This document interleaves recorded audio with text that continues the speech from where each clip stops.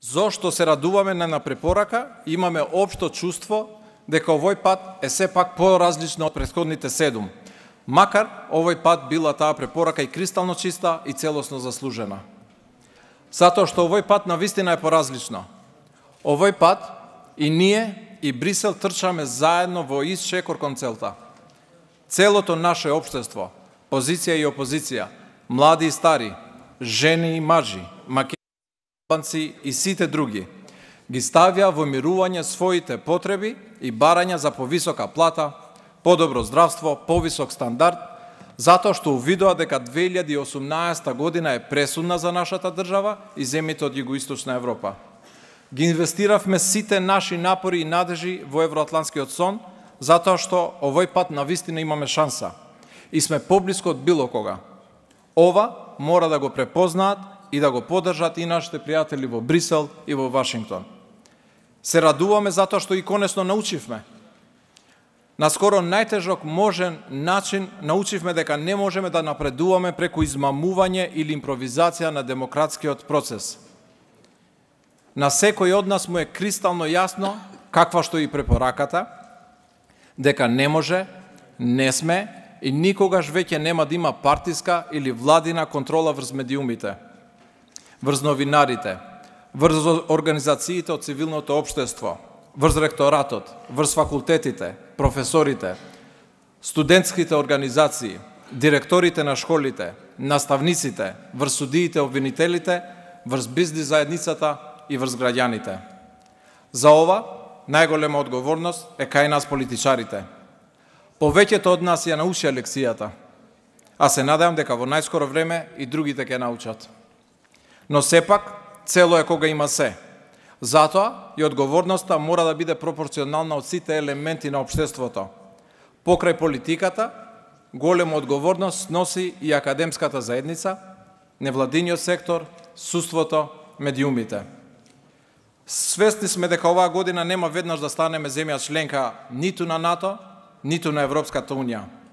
Но нам ни треба датум за отпочнување на преговори и покана за полноправно членство во НАТО со започнување на процесот на ратификација на протоколот за зачленување од страна на парламентите на земјите членки. За да го постигнеме тоа, ние ги усвоивме сите реформски закони, заедно со опозицијата. Одржавме кредибилни избори, избравме нов јавен обвинител и уставни судии, го потпишавме и ратификувавме добрососедскиот договор со Бугарија, го заокруживме нормативниот дел од Охридскиот рамковен договор и конечно, на најдобар можен пат сме за скоро, достоинствено и взаемно прифатливо решавање на спорот со името, со што веќе ја вративме до вербата на 28 членки на Европската Унија и 29 членки на НАТО во успешната приказна наречена Евроатлантска Македонија. Таа успешна приказна е заеднички успех на взаемните напори и посветеност наша и на пријателите во Брисел и во Вашингтон. За да биде нашиот заеднички успех целосен, хепи ендинг може да биде само полноправното членство на Македонија во ЕУ и НАТО без никаква друга алтернатива. За ова имаме целосен општествен консензус. А најдобар пример за консензусот е Комисијата за европски прашања. Денес, а и на секоја друга седница, ги каниме сите општествени сегменти и сме максимално транспарентни во работата.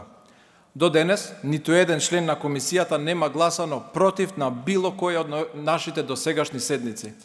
Едногласно ја усвоивме и декларацијата за забрзување на реформите на патот кон ЕУ и НАТО. Лобираме заедно, секојдневно со моите колеги во сите главни градови на земјите членки. Затоа, времето е најдобар показател. Тоа што денес се чини тешко, утре ќе биде наградено. Храброста во политиката се наградува. Храбро настапивме за локалните избори, се награди. Храбро настапивме со реформите, се награди. Храбро настапивме и во договорот со Бугарија, и тоа се награди. Храбро настапуваме и во спорот со Грција, и затоа очекуваме валоризација на сите наши храбри напори годинава. Ке завршам со следново. За да се има доверба во кредибилноста во процесот, за да не се дозволи враќање во апатијата и безнадежноста која не застранува од демократијата, оваа препорака, иако не е прва, мора да биде последна.